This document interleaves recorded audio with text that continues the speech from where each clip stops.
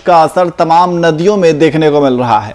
छोटी बड़ी सभी नदियों के जलस्तर में वृद्धि देखने को मिल रही है। भागलपुर के सबौर ब्लॉक के रजंदीपुर पंचायत के लोग अपने इलाके में बढ़ती गंगा नदी के बढ़े जलस्तर को लेकर खौफ में जी रहे हैं। बढ़ते जलस्तर को देखते हुए लोग बचाव कार्य की तैयारी में लगे हुए हैं। आपको बता दें कि बाढ़ आने पर यहां के लोग गांव छोड़कर जाते नहीं बल्कि यहीं पेड़ों पर मकान बनाकर रहते हैं। वहीं इस गांव की बदहाली को लेकर स्थानीय विधायक अजीत शर्मा ने जिला प्रशासन को जिम्मेदार ठहराया है। उन्होंने कहा कि बोल्डर और पिचिंग करवाना एकमात्र उपाय है बचाव का, लेकिन वो भी अब तक नहीं किया गया है।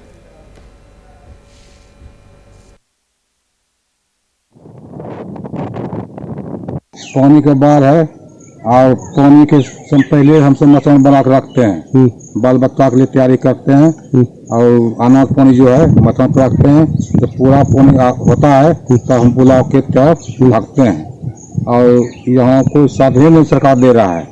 बरसात पानी के दो हो जाए काम धरते कोई चीज और साधन नहीं है। वैसे पानी के दाम सब बाल बच्चा भैंसे डूबे से मचान उचान बना के रहे। बाढ़ आवे से तो बांस तांस न फुसफा मचान बनेला, मचान पर बकरी माल जे हलो के नहीं भगेला, कुछ घरों में रहला, घरों में अब अनाज पानी बारह चीज से अब जब छोड़ी गेला में हर वर्ष बाढ़ आता है और कटाव होता है, करोड़ों रुपया खर्च होता है। माननीय मुख्यमंत्री को पता ही नहीं कितना लूट मचा हुआ है। फिर इस बार अभी रजनीपुर पंचायत में आप देख रहे हैं कि कटाव चालू है, गांव का गांव कट जाता है, रुपये लूट लिए जाते हैं, कोई ठोस काम नहीं होता है कि ताकि बचाया जा सके आगे। आपको कोई चिंता जनता का नहीं है, सरकार को लूट के अलावे कुछ नहीं होता है। माननीय मुख्यमंत्री जी को आपके माध्यम से बताना चाहते हैं, जो भी काम करते हैं सही ढंग से करें और नहीं जो पदाधिकारी करते हैं उन पर कार्रवाई। और इसी खबर पर अधिक जानकारी के लिए हमारे ब्यूरो चीफ राजीव पांडे हमारे साथ फोनलाइन पे मौजूद हैं। राजीव, जिस तरीके से देखा जा रहा है कि बढ़ते पानी के जलस्तर, जिस तरीके से बारिश हो रही है और इसके बाद नदियों का जलस्तर लगातार बढ़ता जा रहा है, जिससे ग्रामीणों को काफी परेशानियों का सामना उठाना पड़ रहा है। हालांकि अजीत शर्मा जो विधायक, उनका भी ये कहना है कि प्रशासन को इसकी जिम्मेदारी ठहराई है। प्रत्येक वर्ष जो है बाढ़ आया करता है भागलपुर के काफी जगहों पर, और उसी में से जैसे नाथनगर का क्षेत्र है या सबौर का क्षेत्र है, कालगांव का क्षेत्र है या गंगा का दियारा क्षेत्र है, सभी क्षेत्रों में कोसी और गंगा का बाढ़ का पानी घुस जाता है, जिससे गरीब गुरबा से लेके अमीर लोग परेशान हो जाते हैं और त्राहिमाम करते हुए एनएच पर वो लोग शरण लेते हैं। इसी कड़ी में अभी जो है रजंदीपुर में पानी घुस चुका है और वहां पर प्रयास तो किया जाता है, हर बार बोरे का बैग या अन्य सभी सुविधाएं उपलब्ध कराई जाती है, लेकिन इससे निजात कुछ क्षण के लिए मिल पाता है। लगातार इससे सब दिन के लिए निजात नहीं मिलता है। और ये ऐसा लोग कहते हैं, दूसरे पार्टी के लोग या वहां के स्थानीय लोग भी, कि ये केवल लूट खसोट का अड्डा बन जाता है और पदाधिकारी प्रत्येक वर्ष यहाँ पर पॉलीबैग या अन्य सभी सुविधाएं जो उपलब्ध करवाते हैं, ये केवल लूट खसोट का स्रोत है। अगर इसका अस्थायी समाधान ढूंढ लिया जाए तो इससे फिर दोबारा बाढ़ या इससे त्राहिमाम होने की आशंका घट जाएगी। जी, तो इस लूट खसोट के ऊपर क्यों नहीं अंकुश लग पा रहा है? नहीं, इसमें लूट खसोट के लिए तो ऊपर से ही खेल होता है ना। ये हमारे राज्य सरकार के द्वारा अगर अस्थायी निदान ढूंढ लिया जाए कि यहाँ पर ऐसा कोई पुल या ऐसा कोई तटबंध बना दिया जाए जिससे कि नेपाल से आने वाला पानी, उसका निकास जो है वो अस्थायी रूप से निकलते चला जाए, तो फिर कभी बाढ़ या कटाव की आशंका नहीं बनी। लेकिन ऐसा ढूंढा नहीं जाता। इससे केवल क्षणभंगुर के लिए जो लोगों को कष्ट होता है उसके लिए जो है यहाँ ये समस्या का समाधान ढूंढ लिया जाता है और फिर वही झाग के तीन पात हो जाया करते हैं। नेक्स्ट वर्ष फिर उसके अगले बार इस तरह से लगातार बना रहता है यहाँ। जी, बहुत बहुत शुक्रिया तमाम जानकारी के लिए।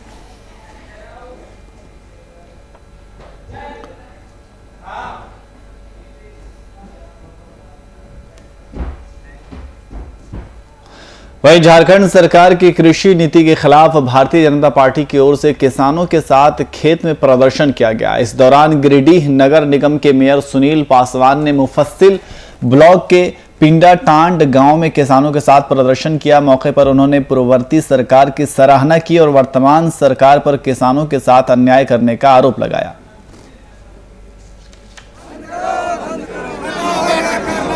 सम्मान निधि को फिर से चालू करना होगा। किसानों के दुख को समझने के लिए यहाँ 5,000 रुपया धान खेती करने के लिए सरकार होश में आओ। गरीब किसानों का दोहन करना बंद करो। सम्मान निधि को फिर से चालू करना होगा। किसानों के दुख को वहीं बीजेपी द्वारा किसानों के समर्थन में खेती में धरना प्रदर्शन को जेएमएम ने राजनीतिक नौटंकी करार दिया है। जेएमएम के केंद्रीय महासचिव सुप्रियो भट्टाचार्य ने इस मुद्दे को लेकर एक प्रेस वार्ता का आयोजन किया और इस कार्यक्रम को अजीबोगरीब कार्यक्रम बताया। इसके साथ ही सुप्रियो भट्टाचार्य ने बीजेपी पर जमकर निशाना भी साधा।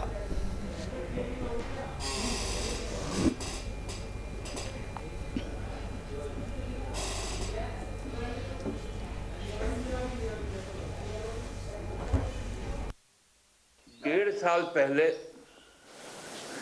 5 वर्षों के लिए वो सत्ता में थी। 5 वर्षों में उनके सत्ता शासन काल में और 7 वर्षों के केंद्र सरकार के कार्यकाल में किसान और किसानी को लेकर जिस प्रकार से नीतियां तय की गई, उसमें किसान कहीं नहीं है। किसान की जगह कॉरपोरेट जगत है। आज राज्य में एक राजनीतिक नौटंकी देखने का काम किया। भारतीय जनता पार्टी के कार्यकर्ता और नेतागण आज खेतों पर नजर आए। जो खेत लूटने की काम करते हैं, किसानी को कॉरपोरेट के हाथों देने का काम करते हैं,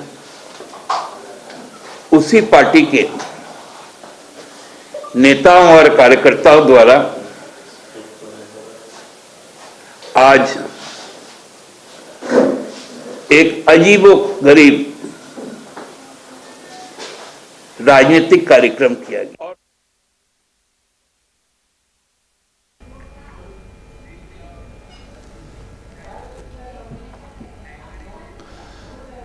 वहीं डीआईजी शफीउल हक ने मुंगेर रेंज में कर्तव्य पालन में लापरवाही करने वाले पुलिसकर्मियों के खिलाफ कार्रवाई की गई। उन्होंने लापरवाही बरतने वाले एक एसआई समेत 6 पुलिसकर्मियों को निलंबित कर दिया। दरअसल डीआईजी इन दिनों अपने इलाके के विभिन्न थाना क्षेत्र का मुआयना कर रहे हैं। इसी कड़ी में जब वो कासिम बाजार थाना पहुंचे तो उन्होंने बड़ी संख्या में केस पेंडिंग मिले, जिसके बाद विभागीय कार्रवाई के तहत उन्होंने ये कदम उठाया।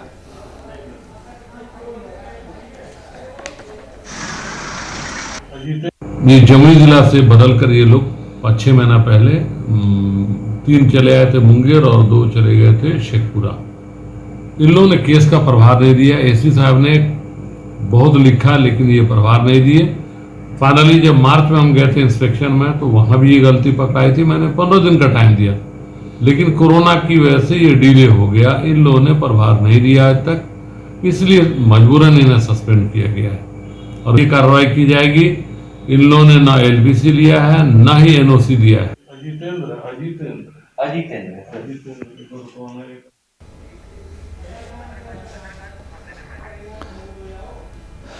और इसी खबर पर अधिक जानकारी के लिए हमारे संवाददाता अतहर खान हमारे साथ फोन लाइन में मौजूद है। अतहर, डीआईजी ने थाने का निरीक्षण किया है और इस दरमियान 6 पुलिसकर्मियों को निलंबित किया है, क्या है पूरा मामला?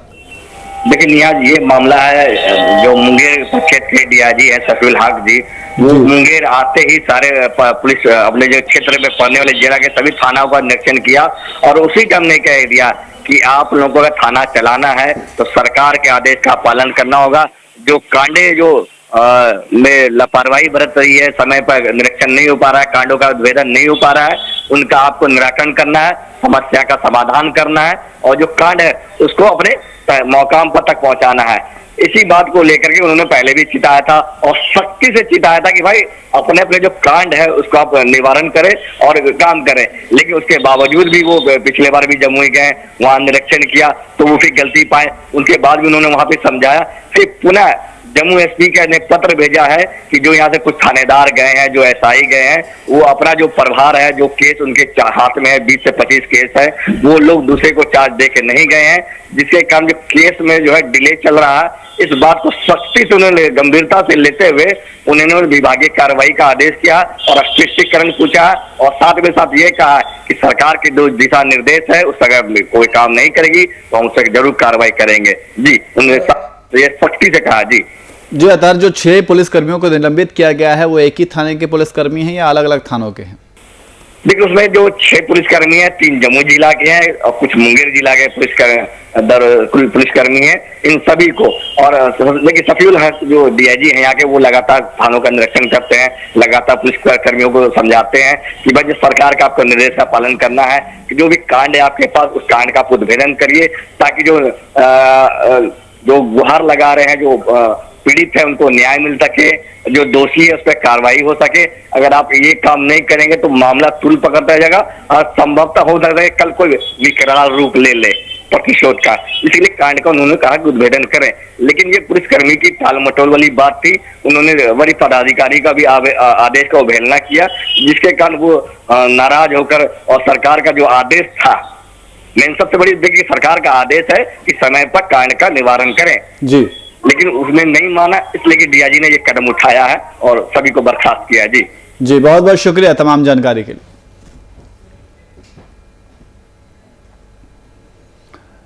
वहीं मधुबनी में 2 थानों के बीच सीमा क्षेत्र को लेकर हुए विवाद में एक शव को उठाने में काफी देरी हो गई। घटना जिले के खिरहर और बसोपट्टी थाना क्षेत्र अंतर्गत सिम्हा टोल और धरहर के बीच का है, जहां नाले में अधेड़ का शव पाए जाने के बाद खिरहर थाना पुलिस को सूचना दी गई।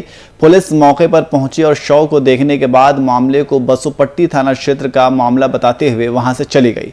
वहीं बाद में जब बसोपट्टी थाना पुलिस मौके पर पहुंची तो मैप से इस मामले के खिरहर थाना क्षेत्र में होने की पुष्टि हुई, जिसको लेकर कई घंटों तक पुलिस का खेल चलता रहा।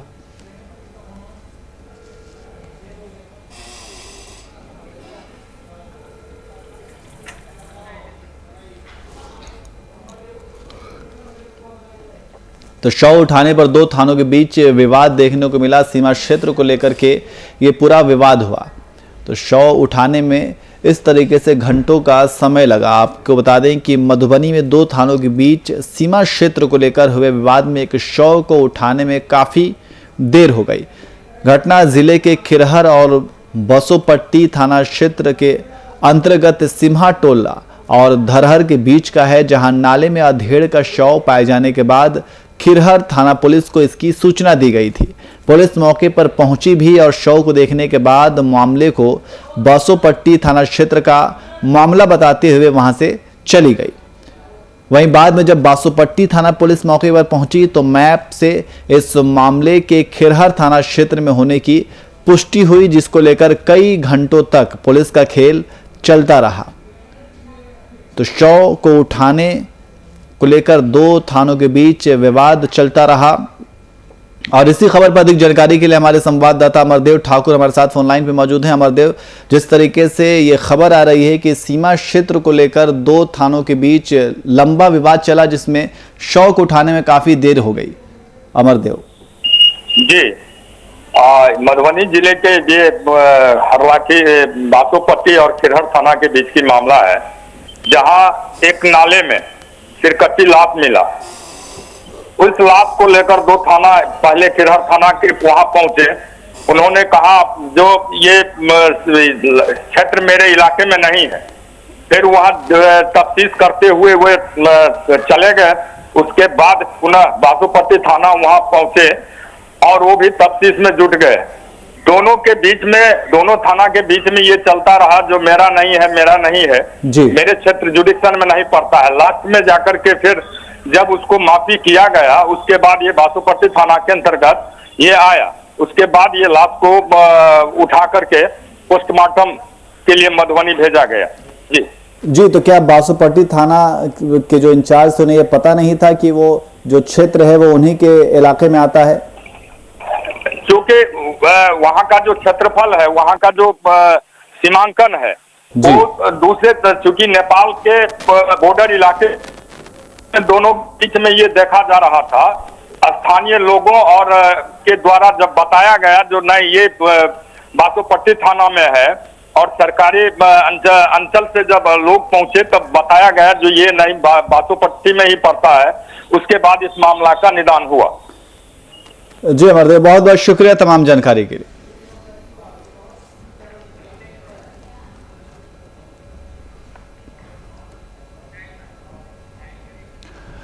वहीं बिहार में बीते कई दिनों से मानसून की बारिश ने कई इलाकों में विकास की असलियत सामने लाकर खड़ी कर दी है। ग्रामीण इलाकों का हाल यह है कि जल जमाव के कारण लोगों को आवागमन में काफी परेशानियों का सामना करना पड़ रहा है। बात करें मुंगेर के तारापुर ब्लॉक के गनेली पंचायत की, तो रोड के अभाव में लोग यहां जल जमाव के कारण नरकीय जीवन जीने को विवश हैं। ग्रामीण घुटने तक पानी में चलकर रोज अपने दैनिक कार्य कर रहे हैं। जब भी बारिश होती है तो उस टाइम हम लोग को जाना आना एकदम प्रॉब्लम हो जाती है पूरा, चाहे पैदल चलिए या बाइक से चलिए, इतना प्रॉब्लम हो जाती है, गिर जाते हैं। और ये बीच बीच में ईटा पत्थर और वो जो पाइप लगाए हैं वो वाटर लाइन का, ये सबसे बीच में खड्डा बना हुआ है। गनेली पंचायत के अंतर्गत हसनपुर मोहल्ले का वार्ड नंबर 7 है।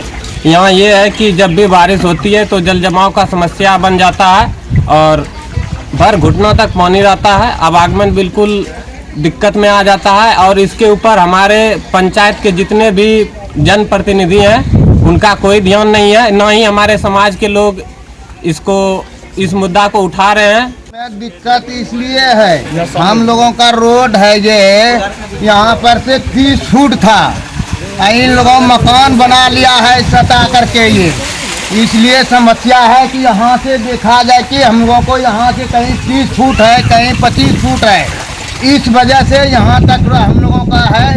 अब फिर उधर ये लोग पूरा उधर से इधर ये तालाब बना हुआ है कि ये इसी कारण से 30 फुट हमको रोड है, घर रोड पर ही बना लिया सबने मिल।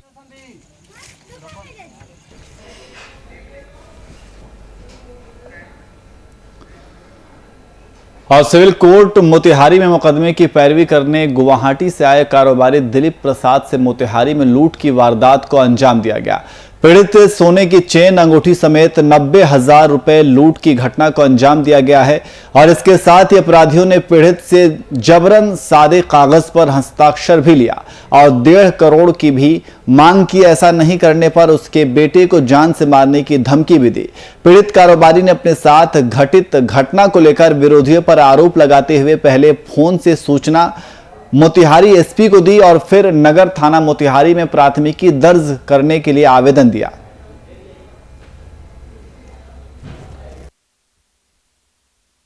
मोतिहारी कोर्ट में आया था, मेरा लड़के का केस चल रहा था, 721 नंबर का केस है, उसमें बहस था।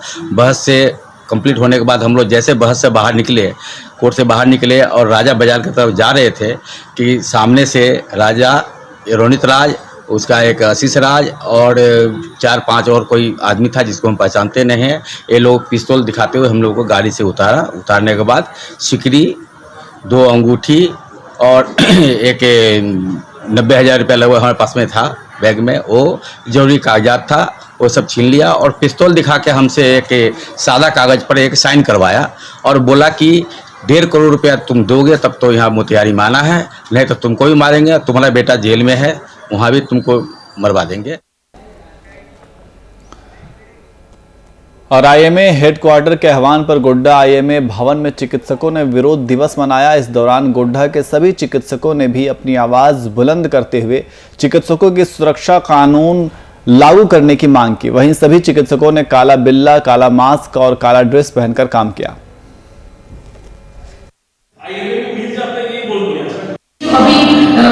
आसाम की घटना को भी लेकर है, प्लस पूरे देश में कहीं ना कहीं हर रोज एक ना एक न्यूज आता रहता है कि कोविड पेशेंट था, सीरियस था, डेथ हो गया और उसके बाद उसके परिजनों ने डॉक्टर को पिटाई कर दी। तो इस बात से हम सारे लोग, सारे डॉक्टर बहुत आहत हैं कि इस सीमा पर लड़ता है, और जब वो लौट के आता है तो आप उसका इतना सम्मान करते हैं। और आप एक डॉक्टर जो एक इतनी बड़ी लड़ाई लड़ रहे हैं एक मानवता के इसमें, और उसको आप जब इतना असॉल्ट करते हैं। वहीं चिकित्सकों के साथ हर दिन बढ़ते आपराधिक मामलों के खिलाफ रांची आईएमए परिसर में विरोध दिवस मनाया गया। वहीं जूनियर डॉक्टर एसोसिएशन ने भी अपना पूर्ण समर्थन देते हुए काला बिल्ला पहनकर रिम्स में काम किया। सभी डॉक्टरों ने सरकार से डॉक्टरों की सुरक्षा के लिए नई सुरक्षा नीति लाने की मांग की।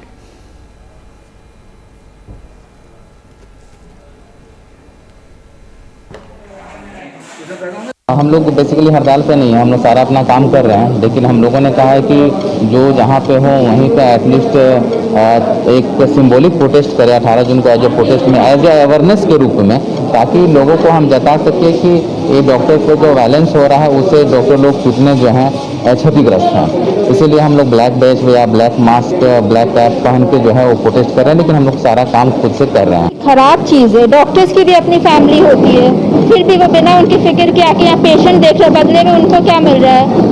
हम लोग तो पूरी कोशिश करेंगे, डॉक्टर्स करते हैं कि पेशेंट को बचाएं ना, वो खुद पूरी कोशिश करते हैं, बट अगर उसके बाद भी पेशेंट नहीं बच पाएगा उसमें हमारी गलती तो नहीं है ना, हम तो पूरी कोशिश कर ही रहे हैं।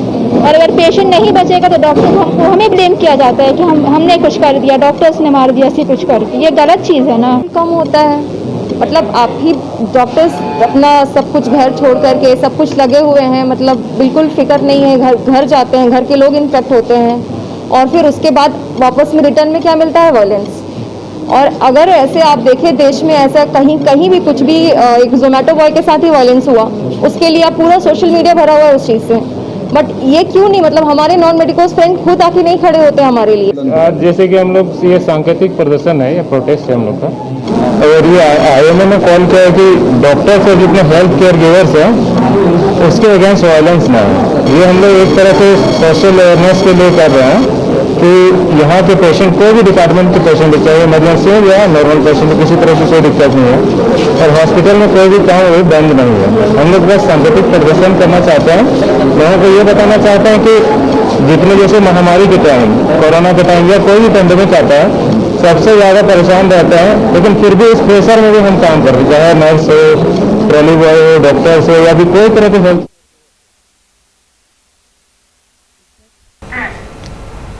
वहीं बीजेपी अनुसूचित जनजाति मोर्चा के राष्ट्रीय अध्यक्ष सह राज्यसभा सांसद समीर उरांव शुक्रवार को जमशेदपुर पहुंचे, जहां उन्होंने मीडिया से बातचीत करते हुए वर्तमान झारखंड राज्य सरकार को हर मोर्चे पर विफल करार दिया। उन्होंने कहा कि वर्तमान राज्य सरकार हर मोर्चे पर विफल है। पूर्व के भाजपा सरकार द्वारा शुरू किए गए कृषि आशीर्वाद योजना को इस सरकार ने बंद कर दिया और साथ ही किसानों के उपज के साथ भी राज्य में खिलवाड़ किया जा रहा है।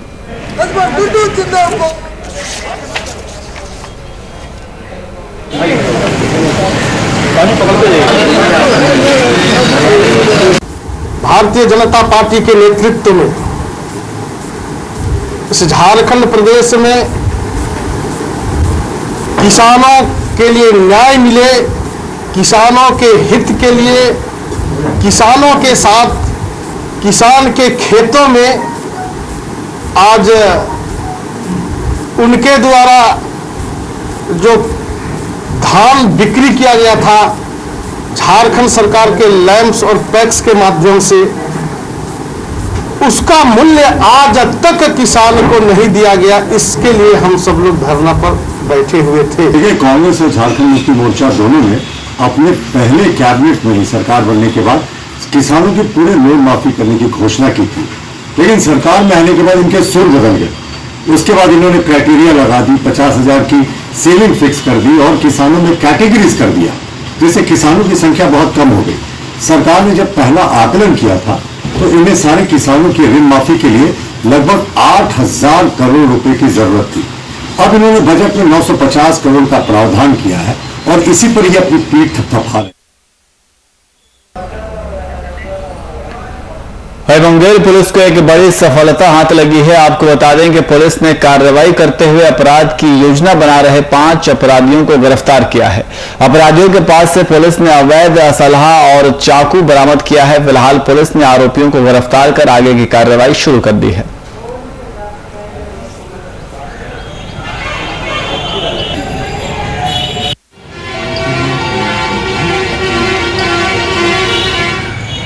ब्रांच के कलेक्शन एजेंट मुकेश कुमार के द्वारा तारापुर थाना में लूट की प्राथमिकी दर्ज की गई थी, जिसमें उन्होंने आरोप लगाया था कि महफूज चिल्ली से 100 मीटर पश्चिम उनके साथ लूटपाट की घटना की गई, जिसमें उनका 26,990 रुपया, आई कार्ड और मोबाइल ले लिया गया। इस घटना के अनुसंधान में जो तथ्य है उस आधार पर छापामारी कर राजा अपराधियों की गिरफ्तारी की गई।